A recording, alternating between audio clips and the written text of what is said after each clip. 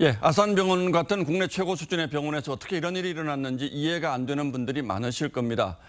이런 일 터질 때마다 구조적 문제가 있다는 말도 빠지지 않죠. 무슨 문제가 있었는지 또 당장 대책은 없는지 홍혜영 기자와 따져보겠습니다. 자, 홍 기자, 서울 아산병원에서 긴급 뇌수술을 할 의사가 없었다는 게 믿어지지가 않는데 우리나라 신경외과 전문의는 몇 명이나 됩니까? 네, 전체 전문의 10만 명 정도 가운데 신경외과 전문의는 2,900여 명입니다. 예. 네, 신경외과에 지원하는 전공의 숫자를 보면 해마다 전공의 확보율이 100%가 넘습니다. 이 정원 미달에 시달리는 흉부외과나 비뇨기과 같은 이른바 기피 과목은 아닙니다. 자, 하겠다는 의사가 없는 건 아닌데 그런데 왜 의사가 부족하다는 거죠? 네, 신경외과는 다루는 분야가 다양합니다. 뇌를 다루지만 척추를 볼 수도 있습니다. 신경외과 의사 10명 가운데 7명이 척추병원으로 가고 예. 3명 정도만 뇌를 담당한다고 합니다. 그나마도 통증 치료나 시술 또 재활 치료를 하는 경우가 많아서 이 뇌 수술을 하는 경우는 극소수인 게 현실입니다. 그렇군요. 수술도 어렵고 그리고 자칫하면 의료 분쟁에 휘말릴 가능성 때문에 다들 꺼린다는 얘기를 저도 듣긴 했습니다만 상황이 얼마나 심각한 겁니까? 네, 한 신경외과 교수가 이번 아산병원 사건 관련 기사에 참담한 심정이라면서 단 댓글이 화제가 되고 있는데요. 예.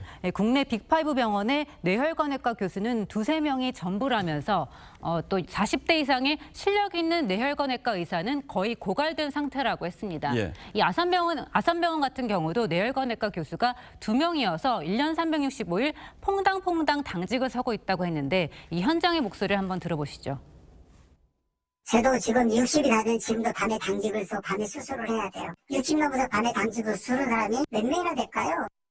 그리고 또 한 가지 의대 정원을 너무 오랫동안 묶어놔서 이런 일이 생겼다라는 지적도 하는데 이건 맞는 얘기입니까? 네, 의과대학 정원이 3,000명 정도로 17년째 그대로입니다. 하지만 신경외과 전문의들이 척추로 몰리는 것처럼 의사들은 지금 같은 상황이라면 정원을 늘려봐야 달라질 게 없을 거라고 말합니다. 예. 어쨌든 좀 당근을 줘야지. 사람들이 하지. 너는 왜 의사가 돼서 사명감도 없이 그런 거 하냐. 이렇게 얘기하기에는 너무 개인한테만 요구하는 거죠. 네, 결국 의료계는 의료 수가를 올려야 한다고 주장합니다.